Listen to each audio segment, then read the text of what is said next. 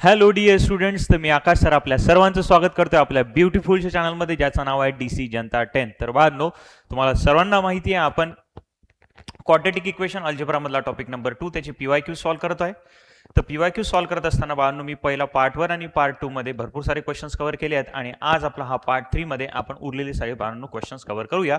तर त्यामध्ये मला असं वाटतं पार्ट 2 मध्ये आपण एक वर्ड प्रॉब्लेम घेतला होता. That word problem was 2 taps together can fill a tank completely in 3 1/13 minutes. त्यानंतरचा जो क्वेश्चन आहे तिथून आज आपल्याला सुरुवात करायची आहे. तर त्यानंतरचा जो क्वेश्चन आहे बाळांनो, तो क्वेश्चन आहे 4 मार्कांना विचारलेला क्वेश्चन आहे आणि हा मार्च 2020 मध्ये विचारलेला बाळांनो क्वेश्चन आहे. क्वेश्चन फार सिंपल आहे. मी सर्वात पहिले क्वेश्चन रीड करतो, त्यानंतर आपण त्याला अंडरस्टँड करूया आणि त्यानंतर आपण त्याला सॉल्व्ह करायचा प्रयत्न करूया.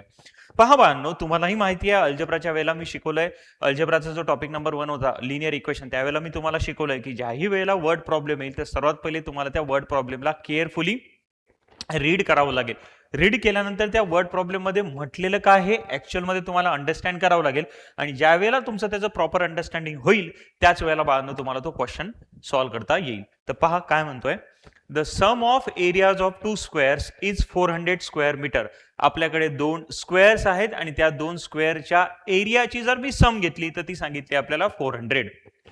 सेम त्याच पद्धतीने if the difference between their perimeters is 16 metre आणि त्याच 2 स्क्वेअरच्या जर पेरीमीटरचा मी डिफरन्स घेतला तर तो मला सांगितला बाळांनो 16 मीटर आहे. तर आपल्याला त्या दोन्ही स्क्वेअरच्या साइड्स फाइंड आउट करून दाखवायच्या आहेत.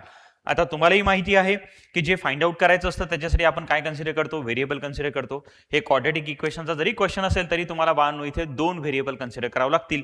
एक कन्सिडर करणार आपण एका स्क्वेअरची साइड कन्सिडर करणार आपण बाळांनो x आणि दुसऱ्या स्क्वेअरची साइड कन्सिडर करणार बाळांनो आपण y. तिथे सर्वात पहिले जे स्टेटमेंट मी लिहिणार ते स्टेटमेंट असणार आहे, let the sides of the 2 square, let the sides of the 2 squares be. पहिल्याची घेऊया आपण फॉर एक्झाम्पल x मीटर आणि दुसऱ्याची घेऊया आपण फॉर एक्झाम्पल y मीटर. तर आपलं सर्वात पहिलं स्टेटमेंट आलं, let the sides of the 2 squares be x metre and y metre respectively. आता याच्यामध्ये आपल्याला त्यांच्या पेरीमीटरचा काय घ्यायचा आहे, डिफरन्स घ्यायचा आहे. आणि डिफरन्स घेत असताना तुम्हाला माहिती आहे डिफरन्स जर पॉझिटिव्ह असेल तर आपण कधीही मोठ्यामधनं छोटीच व्हॅल्यू मायनस करणार. तिथे आपल्याला एक स्क्वेअर जो असेल त्याची साइड कन्सिडर करावं लागेल मोठी आणि दुसरा जो स्क्वेअर आहे त्याची साइड कन्सिडर करावं लागेल छोटी. म्हणून मी असं कन्सिडर करतो की आपली ही जी x आहे ती x काय आहे, मोठी आहे कोणापेक्षा, y पेक्षा. म्हणजे जो x साइडवाला जो स्क्वेअर आहे तो आपला मोठा आहे कोणापेक्षा, y साइडवाल्या स्क्वेअर पेक्षा. तर मग चला इथे जर आपण पहिल्या कंडिशनवर बघितलं तर आपल्याला त्यांच्या एरियाची सम काढायची आहे. काय काढायची बोला, एरियाची सम. आणि आपल्याला माहिती आहे जर एखादा स्क्वेअर असेल तर स्क्वेअरच्या मध्ये चारही डायमेन्शन काय असतात, सारखेच असतात. म्हणजे ही जर x असेल तर ही पण x, ही पण x आणि ही पण x. याच्यावरनं एरिया ऑफ स्क्वेअर काय निघतो, तर एरिया ऑफ स्क्वेअर निघतो बाळांनो साइड स्क्वेअर, दॅट इज इथं x स्क्वेअर होईल. तर मग अकॉर्डिंग टू फर्स्ट कंडिशन जर आपण कंडिशन चेक केली प्रॉपर पद्धतीने तर आपल्याला असं लक्षात येत आहे की त्या दोन्ही स्क्वेअर्सच्या एरियाची सम आपल्याला दिलेली आहे 400. तर मग पहिल्या स्क्वेअरचा एरिया केला तर त्याचा साइड स्क्वेअर, तर त्याची साइड होती x, तर त्याचा x स्क्वेअर झाला. दुसऱ्या स्क्वेअरची साइड आहे y, तर त्याचा स्क्वेअर केला तर तो झाला y स्क्वेअर. आणि या दोघांची ऍडिशन बाळांनो आपल्याला सांगितलेली आहे 400. तर this will be our equation number 1. पहिल्या स्क्वेअरचा एरिया प्लस दुसऱ्या स्क्वेअरचा एरिया इज इक्वल टू किती आहे, 400. तर x square plus y square is equal to किती आलं बाळांनो, 400. चलो व्हेरी गुड.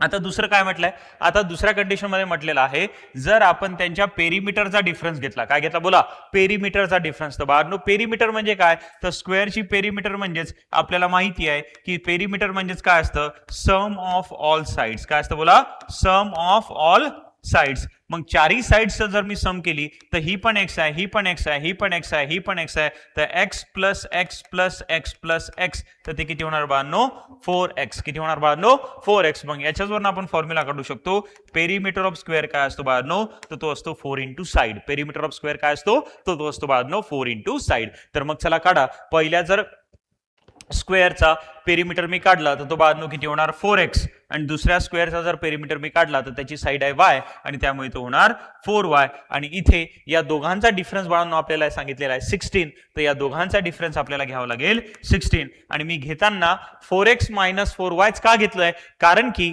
आपण इथे लिहिताना लिहून ठेवलंय की हा जो x साइड असणारा स्क्वेअर आहे तो y साइड असणाऱ्या स्क्वेअर पेक्षा कसा आहे जास्त आहे म्हणजेच x हा y पेक्षा कसा आहे मोठा आहे म्हणून 4x - 4y = किती होईल बाळांनो 16 आता या दोघांमधनं जर मी 4 कॉमन काढला तर 4 इथे बाहेर निघेल इथे राहणार x - y = बाळांनो 16 हा 16 आता डिव्हिजन मध्ये चालला जाईल तर आपल्याला इक्वेशन मिळेल x - y = 16 divided by 4 that will be x - y = 4 याच्यावर बाळांनो आपल्याला x ची व्हॅल्यू मिळू शकते हा -y जर मी तिकडे पाठवला तर दॅट विल गेट प्लस तर x = किती होईल 4 + y आणि याला बोलतो मी बाळांनो इक्वेशन A आता ही इक्वेशन A ची जी व्हॅल्यू आहे x = 4 + y ती बाळांनो आपण आपल्या पहिल्या इक्वेशन मध्ये रिप्लेस करू शकतो तर आपलं पहिलं इक्वेशन काय आहे तर मी इथे लिहितो पहिलं इक्वेशन आहे बाळांनो आपलं x² + y² = 400 आणि इथे जर बाळांनो आता मी माझी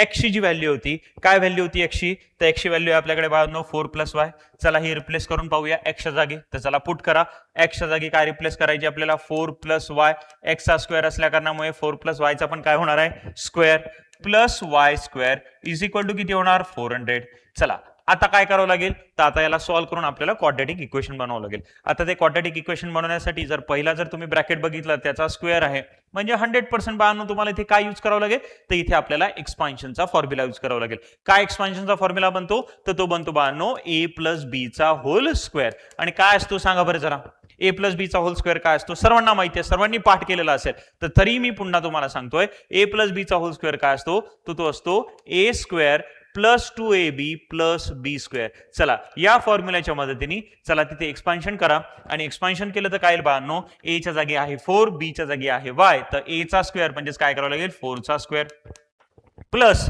2 × a × b तर 2 × 4 × y तर किती होणार बाळांनो 8y + y चा स्क्वेअर y² प्लस हा जो y² आहे तो ॲज इट इज हे झालं 16 + 8y + y² हे झालं बाळांनो 4 + y चं होल स्क्वेअरचं एक्सपान्शन = किती आपल्याकडे 400 किती बाळांनो आपल्याकडे 400 चला आता याला जर सॉल्व्ह केलं तर काय होईल चला पाहूया आपण y² + y² किती होणार आहे 2y² plus 8y as it is लिहूया प्लस 16 ॲज इट इज लिहूया आणि हा 400 जो इकडे आलाय तो काय होईल मायनस तर we will get 2y² + 8y + 16 - 400 = 0 आणि बाळांनो आता जर मी या 400 मधनं 16 ला जर मायनस केलं तर व्हॉट वी विल गेट तर आपल्याला मिळेल 2y² + 8y - 384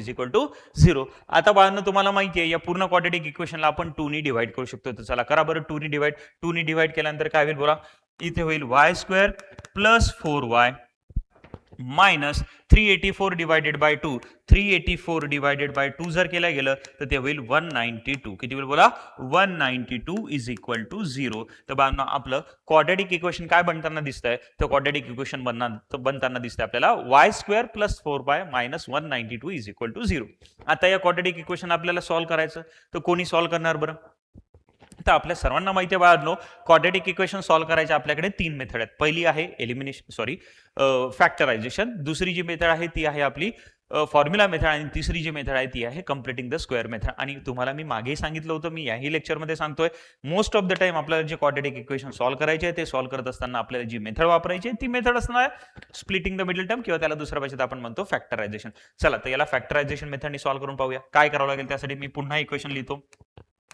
y² + 4y - 192 = 0 काल भरपूर आपण लेक्चर पार्ट 2 मध्ये भरपूर सारे क्वेश्चन सॉल्व्ह केले फॅक्टरायझेशननी तर काय करावं लागतं आपल्याला पहिले a ची व्हॅल्यू काढावी लागते मग c ची व्हॅल्यू काढावी लागते मग त्यांचं काय करावं लागतं मल्टिप्लिकेशन म्हणजे 1 × -192 तर किती होईल बाळांनो ते -192 आता या -192 चे आपल्याला काय पडावे लागतात फॅक्टर्स ज्याची ऍडिशन किती आली पाहिजे 4 तर चला या फॅक्टर्स कशा पद्धतीने निघतील तर मला असं वाटतं याचे फॅक्टर्स निघतील 16 आणि -12 16 आणि -12 16 × -12 करून पाहूया किती होतं 16 12 इथे किती होईल 32 इथे किती होईल 0 इथे 162 यांचं मल्टिप्लिकेशन केलं तर 192 येतात, म्हणजे फॅक्टर्स तर बरोबर आहेत.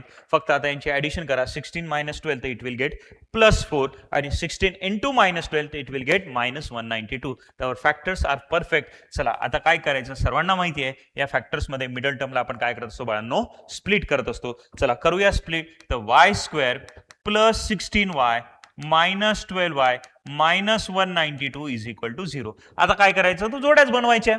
पहिले दोघं दुसरे दोघं. पहिल्या दोघांमधनं कोण कॉमन निघेल, तिथे y² मध्ये y असणार आहे, तो y कॉमन निघाला. राहिलं कोण, y प्लस 16y मधनं y बाहेर निघाला म्हणजे राहिलं 16. मग आता आपल्याला माहिती आहे, कालही शिकलोय आपण, की हा ब्रॅकेट पुन्हा आपला रिपीट होण्यासाठी या दोघांमधनं कॉमन कोण काढावं लागेल, तर आपल्याला इथे प्लस पाहिजे, इथे मायनस आहे, तर 100% मायनस कॉमन निघावंच लागेल. तर आपण 12 न काढता -12 कॉमन काढलाय. -12 कॉमन काढला तर इथून -12 गेला म्हणजे इथे राहिलं मायनस नाही, इथे राहिलं y. Now this minus will convert this minus into plus आणि it will be 16 is equal to 0. तर पहिल्या ब्रॅकेटमध्ये आलं y प्लस 16 आणि दुसऱ्या ब्रॅकेटमध्ये आलं y minus 12 is equal to 0.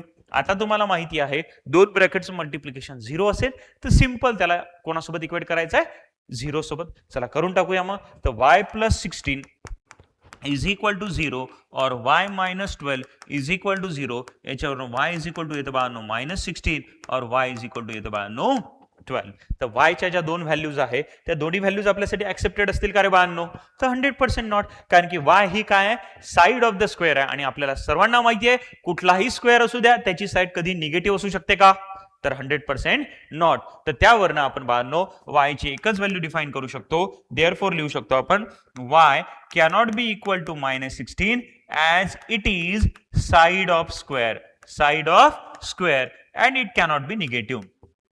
आणि ती निगेटिव्ह असू शकत नाही. देअरफॉर y ची व्हॅल्यू किती मिळाली बाळांनो आपल्याला, 12 मीटर. किती मिळाली बोला, y ची व्हॅल्यू जी आहे ती किती डिफाइन होती आपली, तर ती y ची व्हॅल्यू डिफाइन होती बाळांनो 12. किती डिफाइन झाली ती, 12 मीटर. जर y ची व्हॅल्यू 12 झाली असेल तर याच्यावरनं आपल्याला माहिती आहे x इज इक्वल टू किती होतं बाळांनो, तर x इज इक्वल टू होतं y प्लस 4. तर 12 प्लस 4 जर केलं गेलं तर ती किती होईल, 16 मीटर. काय होईल बोला, 16 मीटर. तर y ची व्हॅल्यू झाली 12 तर x ची व्हॅल्यू झाली 16. तर लास्ट तुम्हाला स्टेटमेंटमध्ये आन्सर लिहावं लागेल आणि ते स्टेटमेंटमध्ये आन्सर तुम्ही काय लिहिणार, therefore the sides of the two squares are x is equal to 16 meter and y is equal to 12 meter respectively. चलो very good, very smart, very easy. काही कोणाला डाऊट असेल तर तुम्ही 100% मला विचारू शकता. बाळांनो मी ज्या वेळेला व्हिडिओ लेक्चर्स अपडेट करतोय तर तुम्ही ज्या वेळेला त्या लेक्चर्सला पाहत असताना बाळांनो तुम्हाला ज्या ज्या डिफिकल्टीज फेस होत आहेत त्या प्लीज मी तुम्हाला रिक्वेस्ट करेल की मला कॉमेंट्स सेक्शनमध्ये कॉमेंटच्या स्वरूपात प्लीज कन्व्हे करा. त्याच्यानंतरही मी क्वाड्रॅटिक इक्वेशनचे PYQs आता घेतल्यानंतर याच्यानंतरचा जो दुसरा टॉपिक आहे तुम्हाला मोस्ट प्रायोरिटी बेसिसवर कोणता हवा आहे तेही टॉपिक तुम्ही प्लीज मला कॉमेंट सेक्शनमध्ये टाकू शकता, जेणेकरून तुम्हाला अभ्यासामध्ये तुमच्या शाळेच्या प्रिलिम्स येणार असतील, तुमच्या शाळेच्या प्रिलिम्स चालू असतील तर त्या प्रिलिम्समध्ये तुम्हाला मॅथ्समध्ये कुठेही डिफिकल्टी न जावी या कारणासाठी बाळांनो तुम्हाला जे PYQs ज्या टॉपिकचे हवे असतील प्लीज मला कन्व्हे करा.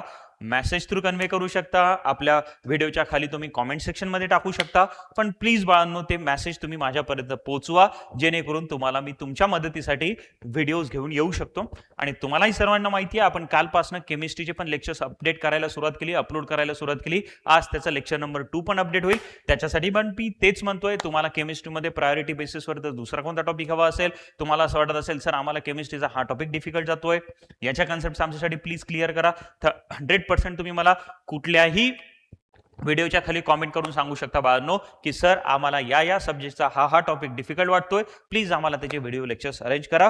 100% मी तुम्हाला त्याची हेल्प करायला इथे तयार आहे. फक्त माझी अशी रिक्वेस्ट आहे की हा जो मेसेज आहे, हे जे व्हिडिओ लेक्चर्स आहे जे आम्ही तुमच्यासाठी 10वीच्या एक्झामसाठी शूट करतोय, वेळ काढून शूट करतोय, तर जितके तुमच्या मित्रमैत्रिणींपर्यंत पोहोचू शकतात तेवढे तुमच्या मित्रमैत्रिणींपर्यंत पोहोचवा, जेणेकरून त्यांना पण यांची हेल्प होईल आणि तुम्हालाही 10वीच्या एक्झाममध्ये याची हेल्प होईल. तर प्लीज बाळांनो तुम्हाला ज्या टॉपिक्स असे वाटतायत की ज्याचे व्हिडिओ लेक्चर्स तुम्हाला मिळावे, जेणेकरून तुम्हाला त्याचा मदत होईल, तर प्लीज मला कॉमेंट सेक्शन तुमच्यासाठी मी ओपन ठेवतोय. प्रत्येक वेळेला मी तुम्हाला सांगतोय की तुम्हाला जे व्हिडिओज आहेत, त्या व्हिडिओमध्ये काही डिफिकल्टी फेस होत असेल, जसं की एखाद्या वेळेला मी शिकवत असताना तुम्हाला काही डिफिकल्टी फेस होत असेल, तुम्हाला वाटत असेल सरांची स्पीड जास्त आहे, स्पीड कमी आहे, किंवा दुसऱ्या कोणत्या पद्धतीने सरांनी एक्सप्लेन करायला पाहिजे, किंवा काही आणखीन तुमच्यासाठी बेटर अंडरस्टँडिंगसाठी चेंजेस करायला हवे असतील, तर प्लीज बाळांनो तुम्ही कॉमेंट सेक्शनमध्ये लिहा. दुसरं आणखीन महत्त्वाचं मी तर असं म्हणेल की जेवढे जास्त तुम्ही लाईक शेअर सबस्क्राईब करू शकत असाल तेवढे या लेक्चर्सला लाईक शेअर सबस्क्राईब करा, जेणेकरून आम्हालाही मोटिवेशन येईल. तुमचं एक लाईक, तुमचं एक सबस्क्राईब, तुमचं एक शेअर आम्हालाही मोटिवेशन देतं की हे विद्यार्थी हे व्हिडिओ लेक्चर्स पाहत आहेत, त्यांना याचा फायदा होतोय, तर आम्ही तेवढ्याच एन्थुझियाझमनी तेवढ्याच पोटेन्शियलनी बाळांनो तुमच्यासाठी व्हिडिओ लेक्चर्स घेऊन येतो. जर तुम्हीच आम्हाला जर इंटरेस्ट नाही दाखवला तर आम्हालाही असं वाटतं की आम्ही व्हिडिओ लेक्चर्स शूट करतोय पण विद्यार्थीच आम्हाला पॉझिटिव्ह पद्धतीने रिस्पॉन्स देत नाहीये, तर ते कुठेतरी आम्हाला असं वाटतं की आम्ही तर करतोय पण विद्यार्थ्यांचा रिस्पॉन्स येत नाहीये. तर मी प्लीज तुम्हाला रिक्वेस्ट करेल की हे व्हिडिओ लेक्चर्स जितके तुमचे मित्रमैत्रिणी असतील त्यांच्यापर्यंत पोहोचवा, जेणेकरून त्यांनाही याचा फायदा होईल. मी बघितलंय, मी मोस्ट ऑफ द ज्या वेळेला तुम्हालाही माहिती आहे आता ऑनलाईन लेक्चर्स भरपूर जण घेत आहेत, भरपूर जण तुम्हाला ऑनलाईन लेक्चर्स मध्ये व्हिडिओज येताना पाहत असाल तुम्ही, पण PYQs कुठे घेतलेले नाहीयेत. म्हणूनच मग मी बाकी काही कन्सेप्ट तुम्हाला दुसरीकडे ऑनलाईन मिळू शकतील, पण माझं असं म्हणणं होतं की जे तुम्हाला बाकी ठिकाणी मिळत नाही ते मी माझ्या इथे या पद्धतीने तुम्हाला व्हिडिओ लेक्चर्स थ्रू देण्याचा प्रयत्न करतोय. मी ज्या वेळेला कन्सेप्ट सिरीज सुरू केली होती त्यावेळेला मी बघितलं होतं सर्व फॅकल्टी ज्या होत्या त्या तुम्हाला न्यूमेरिकल शिकवायच्यात ऑनलाईन, पण कन्सेप्ट कोणीही शिकवत नव्हतं, तर मी स्पेशली कन्सेप्ट सिरीज घेऊन आलो होतो.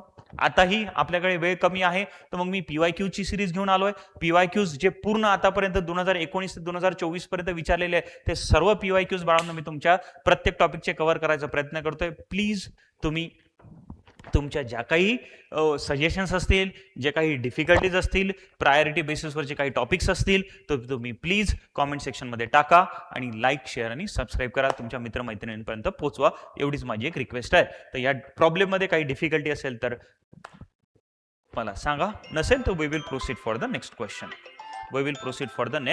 क्वेश्चन. चलो नेक्स्ट क्वेश्चन काय म्हणतो बाळांनो, तर नेक्स्ट क्वेश्चन आपल्याला जो दिलेला आहे तो क्वेश्चन आहे, if one of the roots of the quadratic equation ax square plus bx plus c is half the other root, show that b square is equal to 9ac by 2. तर हा November 20 मध्ये विचारलेला question आहे, ज्यामध्ये आपल्याला एक quadratic equation दिलाय. ते क्वाड्रेटिक इक्वेशन आहे बाळांनो ax square plus bx plus c is equal to 0. तर आपण इथे लिहू शकतो the given quadratic equation is given quadratic equation काय, तर क्वाड्रेटिक इक्वेशनचा स्टँडर्ड फॉर्मच दिलाय. Therefore for ax square plus bx plus c is equal to 0, let the two roots be काय असतात बरं, आपल्याला सर्वांना माहिती आहे की एखादं क्वाड्रेटिक इक्वेशन दिलं असेल तर त्याचे रूट्स काय असतात, तर आपण एक रूट कन्सिडर करतो बाळांनो अल्फा आणि दुसरा रूट कन्सिडर करतो बाळांनो बीटा. रूट्स म्हणजे व्हॅल्यूज ऑफ एक्स, आणि आपल्याला सर्वांना माहिती आहे क्वाड्रेटिक इक्वेशनची हायेस्ट पॉवर जी असते, डिग्री जी असते ती असते 2, आणि 2 असल्या कारणामुळे एक्सच्या किती व्हॅल्यूज डिफाईन करतो बाळांनो आपण, तर 2 व्हॅल्यूज डिफाईन करतो, आणि त्यातली एक व्हॅल्यू घेतो बाळांनो आपण अल्फा आणि दुसरी व्हॅल्यू घेतो बाळांनो आपण बीटा. तर आपण असं लिहूया, लेट द टू रूट्स बी, एक झालं अल्फा आणि एक झालं बीटा, आणि याच्यामध्ये आपल्याला म्हटलेलं काय बाळांनो, तर आपल्याला म्हटलेलं आहे की एक रूट जे आहे, if one root is half the other root, एक रूट जे आहे ते दुसऱ्या रूटच्या कसं आहे, हाफ आहे. म्हणजे अल्फा हा बीटाच्या हाफ आहे किंवा बीटा हा अल्फाच्या हाफ आहे, काही घेऊ शकतो आपण. इथे घेतलंय आपण अल्फा हा बीटाच्या हाफ आहे. याला सध्या आपण बघूया इक्वेशन नंबर 1. याला ना इक्वेशन नंबर 1 न बोलता आपण एक काम करूया, इथे हा जो 2 आहे डिव्हिजन मधला इकडे मल्टिप्लिकेशन मध्ये पाठवूया, तर बीटाची व्हॅल्यू किती मिळेल, तर ती मिळेल बानो 2 अल्फा, आणि याला देऊया आपण इक्वेशन नंबर A. आता तुम्हाला माहिती आहे की आपण एक कन्सेप्ट शिकलोय, तुम्हाला आठवत असेल तर क्वाड्रेटिक इक्वेशन मध्ये क्वाड्रेटिक इक्वेशनचे जे कोइफिशियंट्स असतात A, B, C, आणि क्वाड्रेटिक इक्वेशनचे जे रूट्स असतात अल्फा आणि बीटा, यांच्यामधलं रिलेशन आपण डिफाईन करू शकतो. ते रिलेशन कसं डिफाईन करू शकतो, तर त्याच्यासाठी 2 इक्वेशन्स आहेत आपल्याकडे बाळांनो. एक आहे alpha plus beta is equal to काय आहे, आणि alpha into beta is equal to काय. आठवत असेल तर तुम्हाला अल्फा प्लस बीटा आपल्याला कोइफिशियंटच्या स्वरूपात लिहिता येतो. काय लिहिता येतो alpha plus beta is equal to, सांगा बरं. तर आपण तो लिहितो -b/a. काय लिहितो बोला, alpha plus beta is equal to -b/a, आणि alpha into beta is equal to काय लिहितो बाळांनो आपण C/a. काय लिहितो बाळांनो बोला, C/a. तर हे जे दोन इक्वेशन्स आहे हे तुम्हाला ऑलरेडी माहिती आहे. आता याच इक्वेशनचा उपयोग करून आपल्याला हे डेरिव्हेशन डिफाइन करून दाखवायचं आहे. तर आता इथे मी काय करणार, माझ्याकडे बीटाची व्हॅल्यू आली आहे बाळांनो, ती बीटाची व्हॅल्यू किती आहे 2 अल्फा.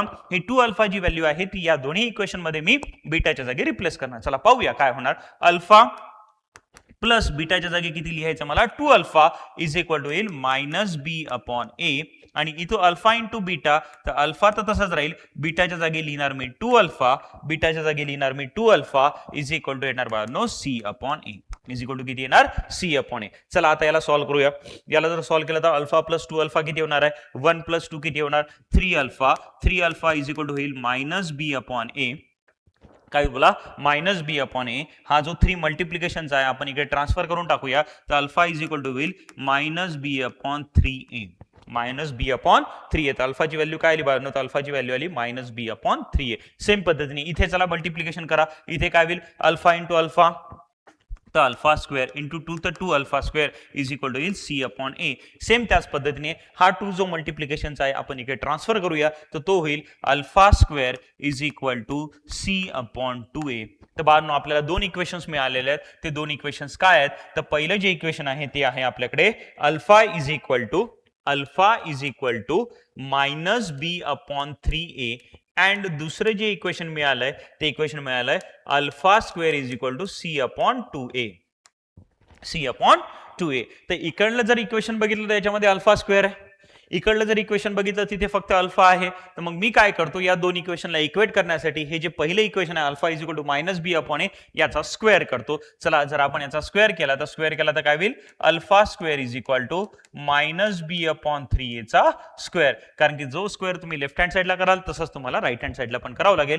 अँड तुमच्याकडे alpha square is equal to already जे आहे ते आहे सी अपॉन 2a. आता जर बाळांनो हे दोन इक्वेशन तुम्ही जर व्हेरीफाय केले तर याच्या लेफ्ट हँड साईड सारख्या दिसत आहेत. म्हणजे इथे पण अल्फा स्क्वेअर आहे, इथे पण अल्फा स्क्वेअर आहे, म्हणजे लेफ्ट हँड साईड सारख्या आहे. आणि जर लेफ्ट हँड साईड सारख्या असतील तर 100% या दोन्ही इक्वेशनच्या राईट हँड साईड मी काय करू शकतो, इक्वेट करू शकतो. चला करा बरं राईट हँड साईड इक्वेट. इथे राईट हँड साईड काय, मायनस बी अपॉन 3a चा स्क्वेअर, तर इथे लिहिणार मी मायनस बी अपॉन 3a चा whole square is equal to काय होईल, सी अपॉन 2a. काय होईल बोला, C upon 2a.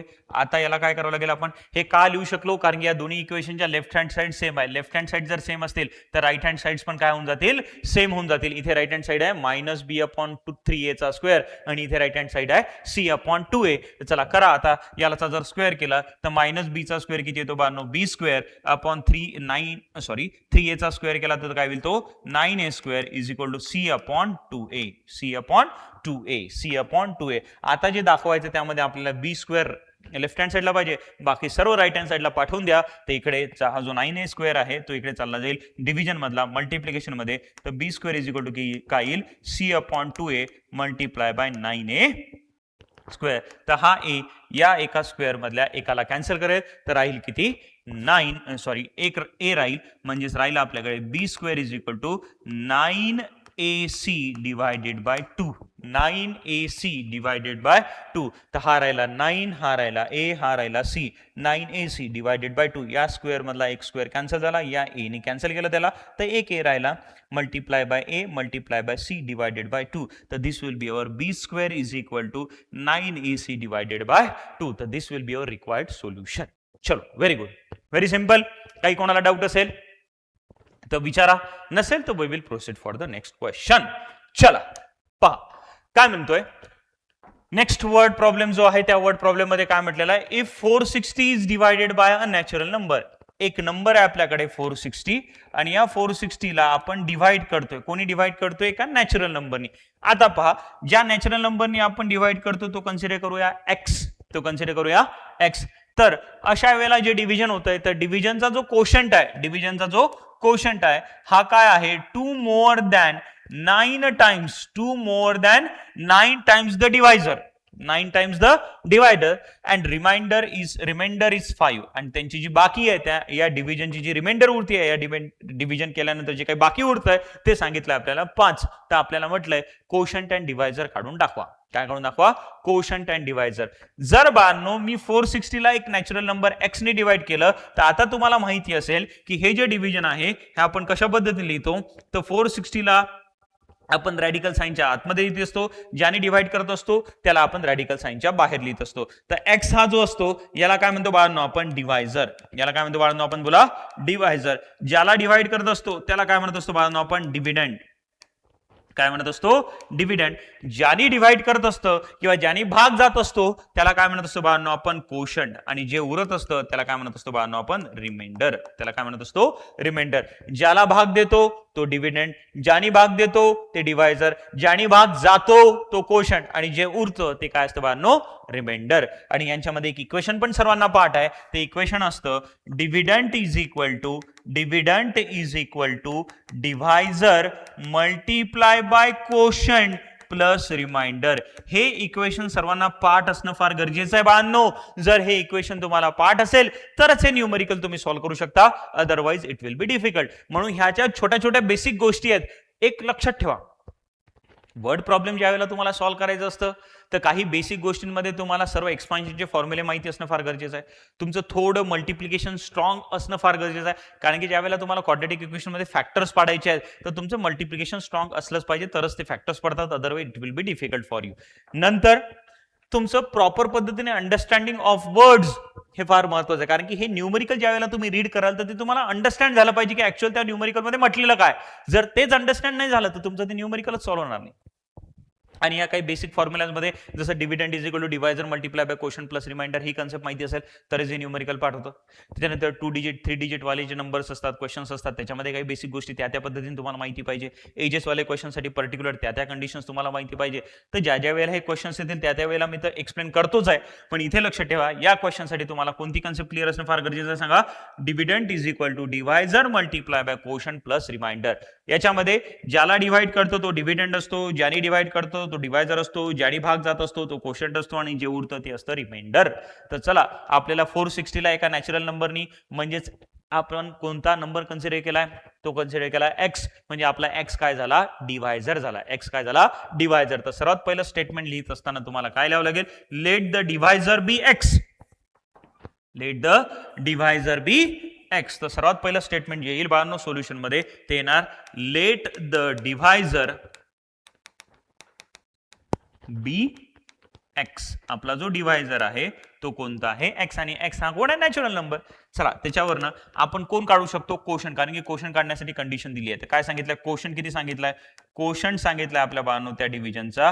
Quotient is म्हणजे इज इक्वल टू 2 मोर म्हणजे 2 प्लस किती 9 टाइम्स. टाइम्स म्हणजे मल्टिप्लिकेशन कोणाच्या डिवायझरच्या. कोणाच्या डिवायझरचा. तर कोशंट हा 2 ने मोठा आहे कोणाच्या, तर 9 times the divisor. 9 times the divisor. Divisor आपला एक्स, तर त्याचा 9 टाइम्स म्हणजे 9x, आणि त्याच्यामध्ये प्लस 2 ऍड केलं तर कोण बनतोय आपला कोशंट. तर कोशंट किती बनला आपला, तर कोशंट बनला 9x प्लस 2.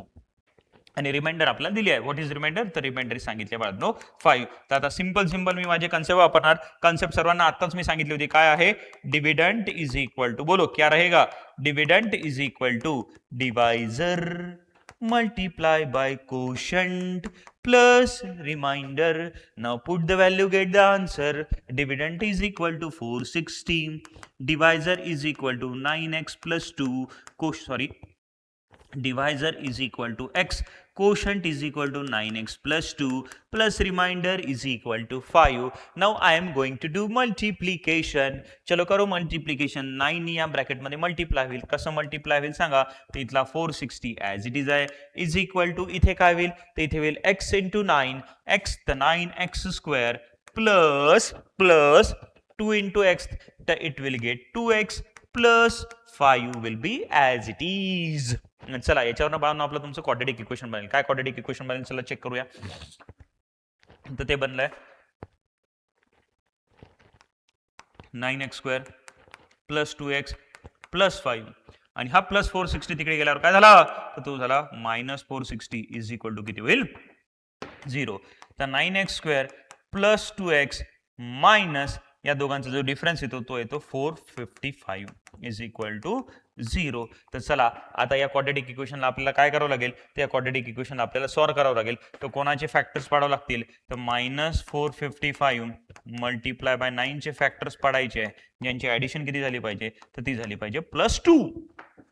किती झाले पाहिजे +2. तर 455 मल्टिप्लाय बाय 9. चला करा बरं. तर 9 5 जार किती होईल 9 5 45 5 हातचे आले 9 5 45 45 आणि 4 49 9 हातचे आले पुन्हा 4 9 चौक 36 आणि 4 40. तर कोणाचे फॅक्टर्स पाडायचे आहेत आपल्याला -4995 चे फॅक्टर्स पाडायचे आहेत. तर त्याचे जे फॅक्टर्स पडतायत ज्यांची ऍडिशन +2 आली पाहिजे तर ती आली पाहिजे बाळांनो 65 - 63.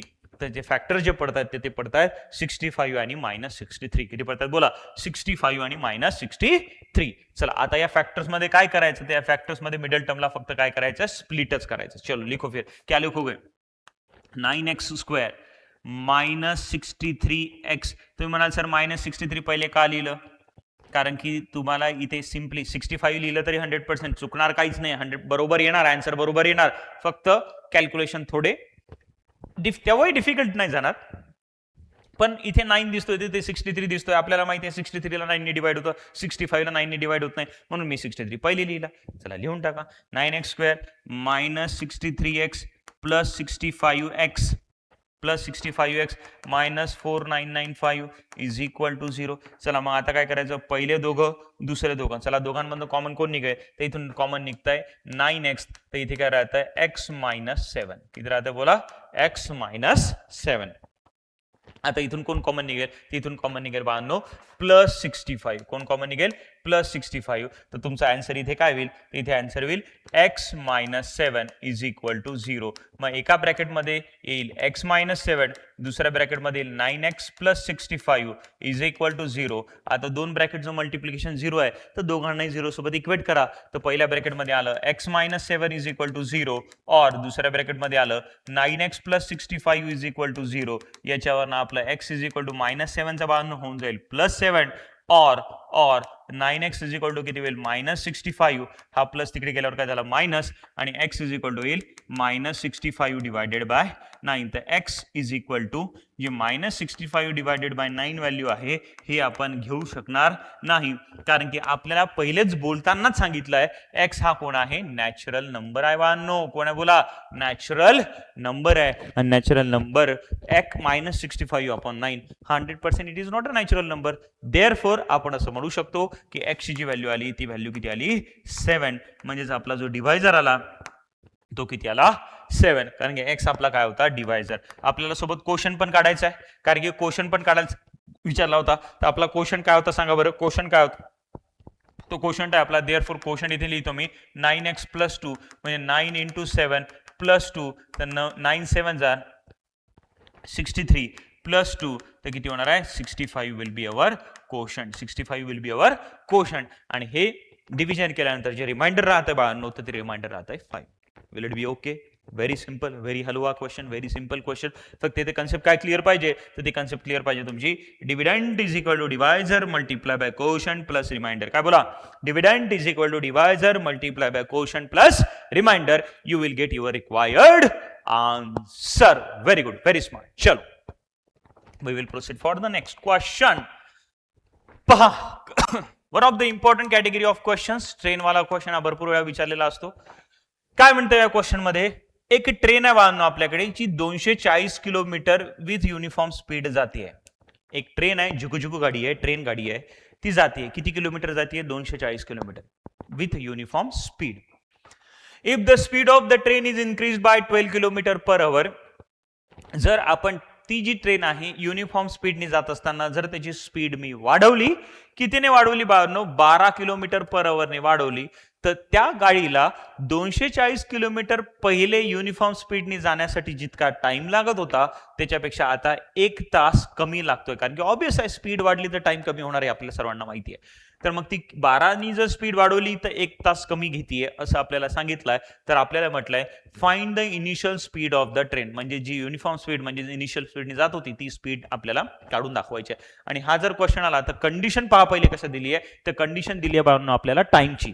कशाची दिली आहे टाइमची. तर 100% आपल्याला इथे जे इक्वेशन बनवावं लागेल त्यामध्ये टाइमच फाइंड आउट करावा लागेल आणि टाइम फाइंड आउट करण्यासाठी बाळांनो बेसिक जो फॉर्म्युला यूज होतो तो होतो स्पीड = डिस्टन्स अपॉन टाइम. तर टाइम होईल डिस्टन्स अपॉन स्पीड. टाइम काय होईल बोला डिस्टन्स अपॉन स्पीड. तर टाइमचा हा जो फॉर्म्युला आहे डिस्टन्स अपॉन स्पीड तो तुम्हाला यूज करावा लागेल. आणि बाळांनो आपल्याला काय काढायची आहे, इनिशियल स्पीड काढायची. काय काढायचे बोला, इनिशियल स्पीड. तर सर्वात पहिलं माझं स्टेटमेंट काय येईल, लेट द इनिशियल स्पीड, काय येईल बोला, let the initial speed of train be, किती बोला, सर्वांनी सांगा, बी एक्स किलोमीटर पर आवर, किती kilometre per our, x kilometre per our.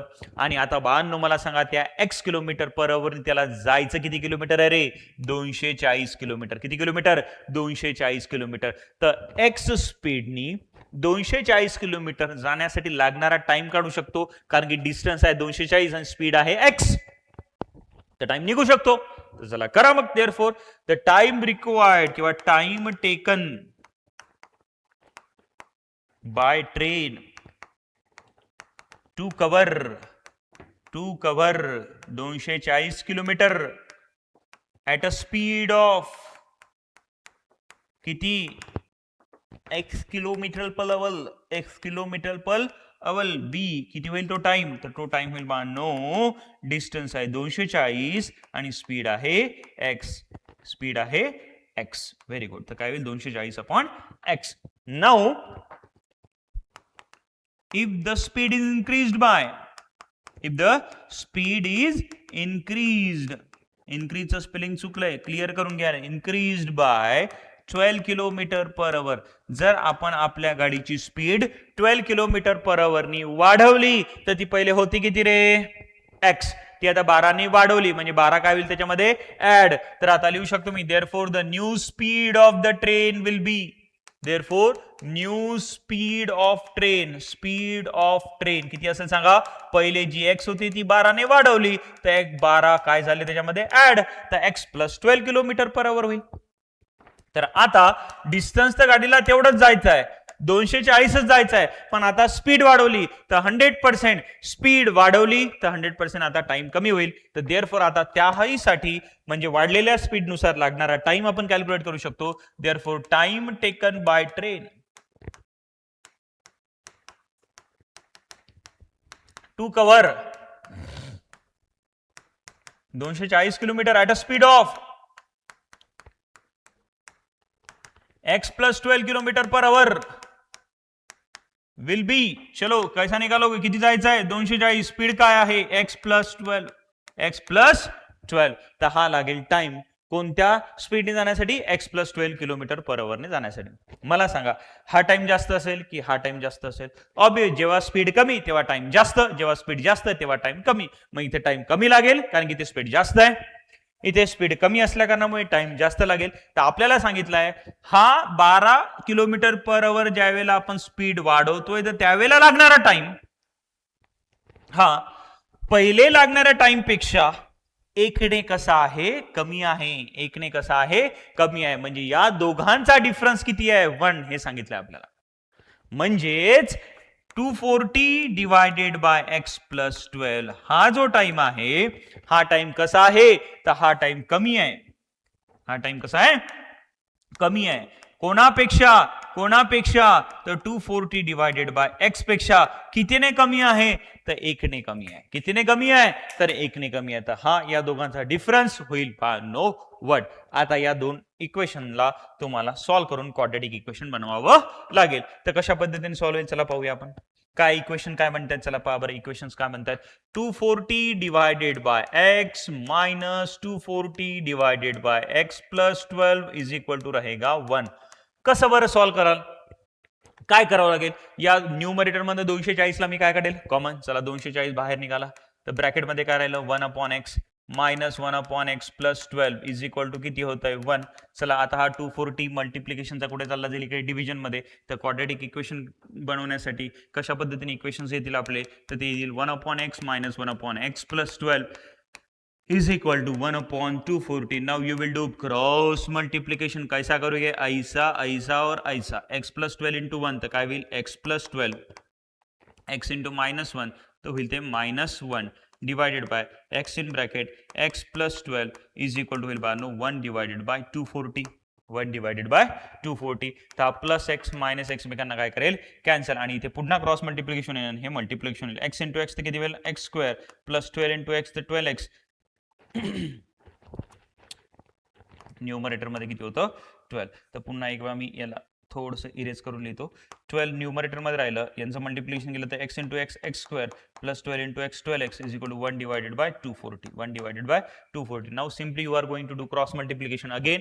That cross multiplication will be x square plus 12x is equal to 12 into 12 into 240. 12 into 240. 240 into 12. What will be our answer? ते इथे किती होईल 480 0 आणि हे होईल 240 0882. किती बोला 0 240 गुणिला 12 जर गेले तर 12 2 48 480 0 आणि 240 0882 म्हणजे 2880 किती होतं यांचं x square plus 12x minus 2880 is equal to 0.